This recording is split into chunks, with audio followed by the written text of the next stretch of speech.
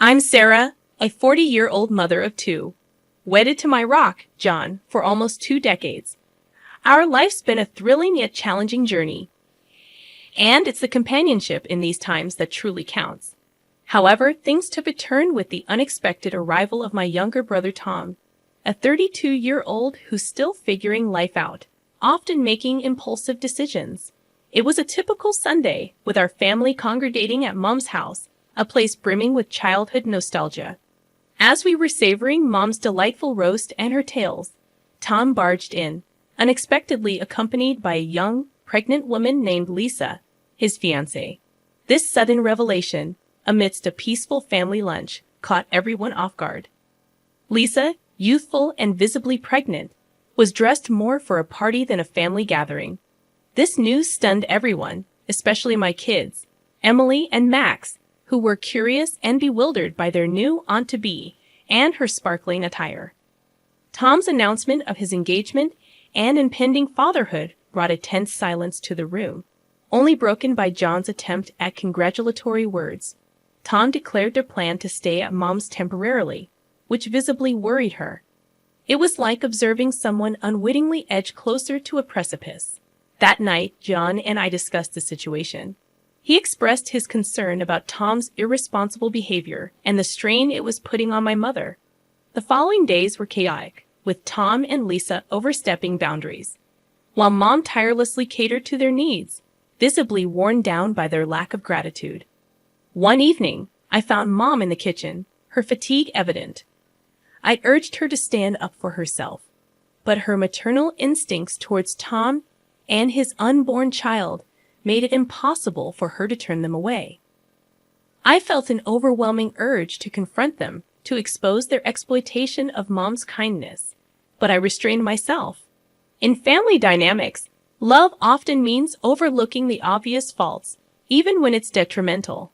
This became our new reality: Tom and Lisa, the inconsiderate house guests, and the rest of us tiptoeing around to maintain harmony in a home that now seemed constricting. Our days were upended by Tom and Lisa's presence. Each morning was greeted with Lisa's loud grievances about her discomforts or cravings. She'd saunter into the kitchen, still in her nightwear, demanding breakfast without a hint of courtesy. "Sarah, whip up some pancakes, will you?" The baby's craving them, she'd order without a please. I'd clench my teeth, trying to maintain composure. "Sure, Lisa." Just after I prepare Emily and Max for school. Tom was equally unhelpful, idly lounging, his attention fixed on his laptop or video games, occasionally shouting for food without a glance our way. Mom attempted to mediate, reminding me they were young, but I couldn't overlook their blatant sense of entitlement. As Lisa's due date neared, the situation worsened. She left clutter everywhere, engaged in endless phone gossip, while dishes and laundry piled up. One day, I reached my breaking point. Finding her in the living room, feet propped on the coffee table, I confronted her. "Lisa, this isn't a hotel. You can't just expect everyone to clean up after you." Her response was a dismissive eye roll. "Chill, Sarah. I'm pregnant, remember?" Tom's defense was swift but infuriating. "Lay off her, Sarah. She's carrying my child." Mom intervened, pleading for peace, but the unfairness was glaring. She was exhausting herself for their sake, yet remained unheeded. They treated our home like a free-for-all, leaving messes and responsibilities for Mom, and even had the audacity to plan an extravagant wedding, expecting Mom to foot the bill. Their disregard for Mom's well-being became intolerable. Even after the birth of their son Alex, their behavior didn't change. One morning, I walked in to find Mom tackling a pile of dirty dishes, while Lisa idly watched TV and Tom was absorbed in his phone. I asked Mom why she was burdened with all the work, but the answer was all too familiar.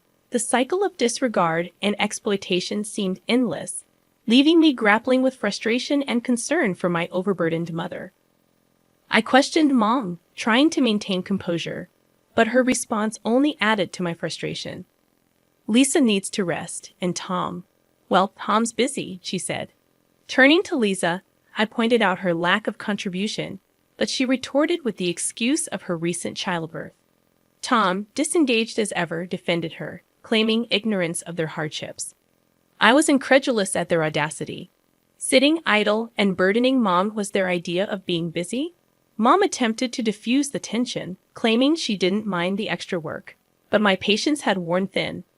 I'd argued that Mom was not their servant, but my words fell on deaf ears. Tom and Lisa continued their routine, frequently leaving the house, burdening Mom with their child, and flaunting their extravagant purchases.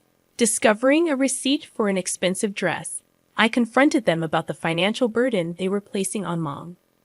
Tom's indifferent shrug and Lisa's smug attitude were infuriating. They saw nothing wrong in exploiting Mom's generosity. Alone with Mom, I pleaded with her to see the situation for what it was, exploitation. But her maternal instincts blinded her to their irresponsibility. I can't abandon them, especially not Alex, she said. Despite my efforts to persuade her, she remained steadfast in her belief that they needed her help. Feeling helpless, I watched the family dynamic deteriorate. Tom and Lisa continued their parasitic behavior, while Mom, ever the selfless mother, couldn't recognize the extent of their exploitation. The situation reached a breaking point when Mom suddenly fell ill. One day, she was her usual self. The next, she was bedridden and weak. I stayed by her side, offering hopeful words, but inside, I felt a growing anger towards Tom and Lisa, who were conspicuously absent, likely squandering more of Mom's resources. I expressed my outrage, but Mom's response was tinged with sadness. "They have their own lives, Sarah," she said, her voice weary. Her condition worsened, and eventually, Mom passed away quietly in the night. I was there, but Tom and Lisa were absent, likely enjoying themselves, oblivious to our family's loss. The funeral was a blur, a mixture of grief and resentment towards my absent brother and his partner. Their absence during Mom's final moments and their continued disregard weighed heavily on me, underscoring the profound disconnection within our family. I recall the moment Tom and Lisa arrived at the funeral, their appearance more fitting for a celebration than a solemn occasion. Lisa's attire was notably inappropriate, drawing murmurs from the crowd.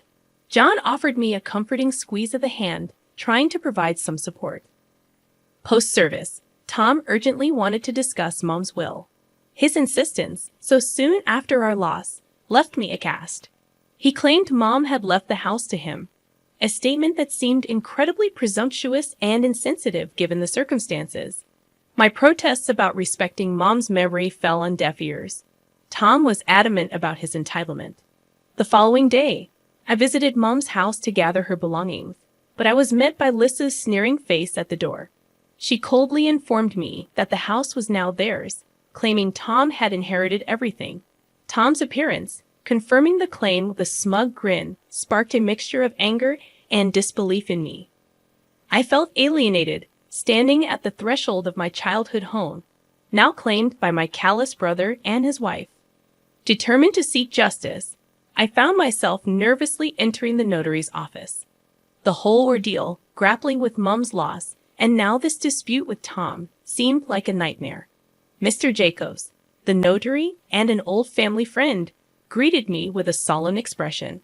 As I voiced my doubts about Tom's claim, Tom and Lisa arrived, exuding arrogance. Mr. Jacobs began reading the will, and my anxiety peaked.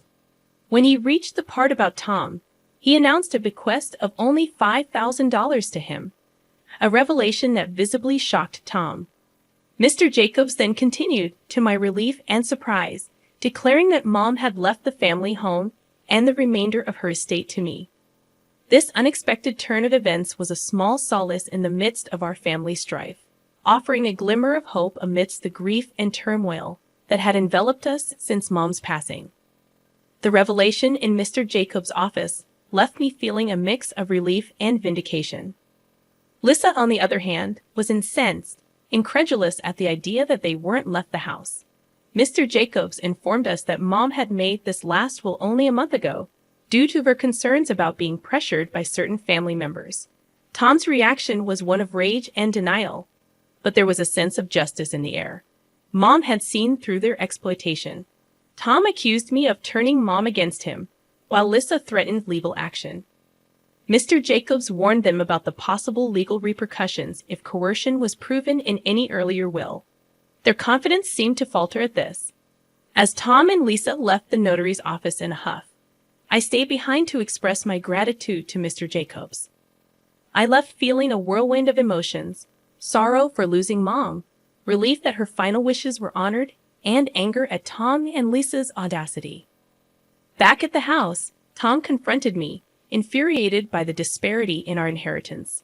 I tried to explain that this was Mom's decision, likely influenced by their continuous financial demands. His frustration was palpable as he demanded to know why Mom would screw him over like this. Then I found Mom's letter, tucked away in a drawer. It explained everything. Mom had initially set aside an equal share for both of us, but as Tom and Lisa's demands increased, she began to deduct from his portion. By the time she wrote her last will, Tom had already received most of his share through these advances. Tom was shocked and in denial, unable to accept that his actions had led to this outcome. I was firm, my patience thinning, as I confronted him with the reality of the situation. He sat, overwhelmed by his own actions, pondering the gravity of what he had done. The weight of his choices and their impact on Mom's final decisions was a harsh reality he now had to face. As I set the letter down, a blend of pity and frustration washed over me. "You've only yourself to blame, Tom. This was your doing," I said, watching him leave the house, a shadow of the man he once was. There was a sense of justice in his departure, but it was tinged with sadness for a family now fractured by both grief and selfishness.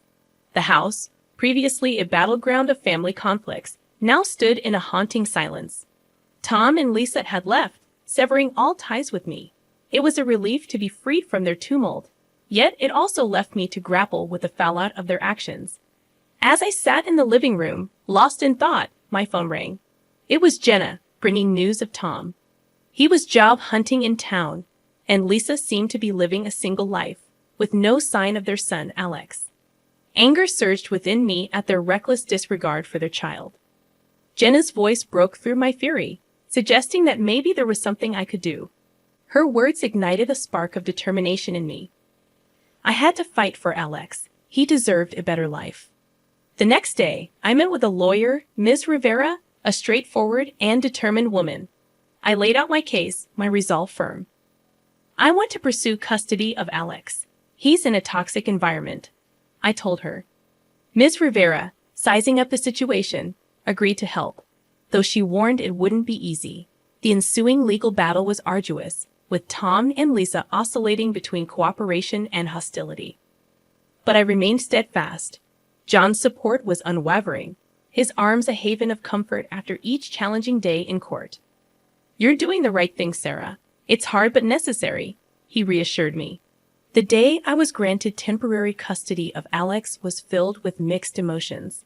He was a sweet, bewildered boy, but gradually he began to adapt to our family. Emily and Max quickly grew fond of him, and he brought a new joy into our home. Tom's reaction was one of anger and resignation. "You've taken everything, Sarah," he accused.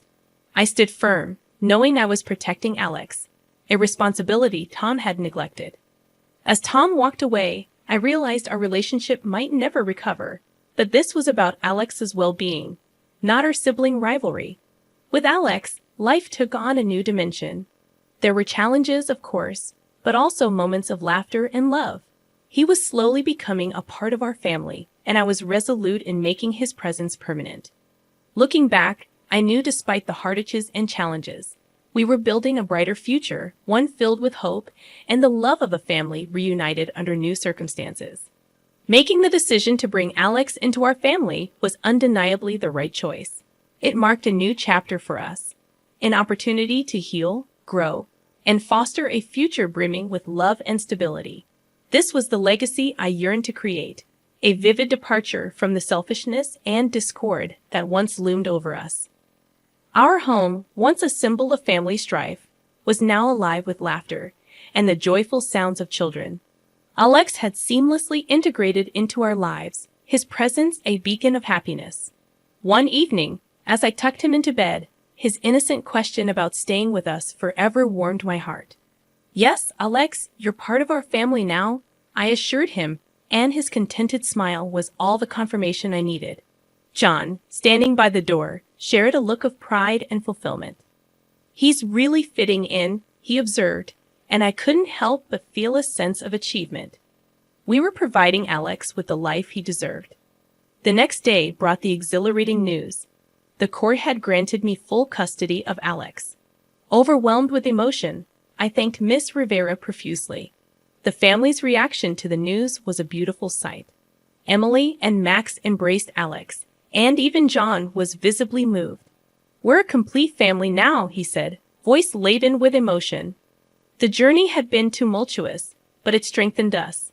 While I occasionally thought of Tom and Lisa, hoping they would find their path, my priority was our children and our family.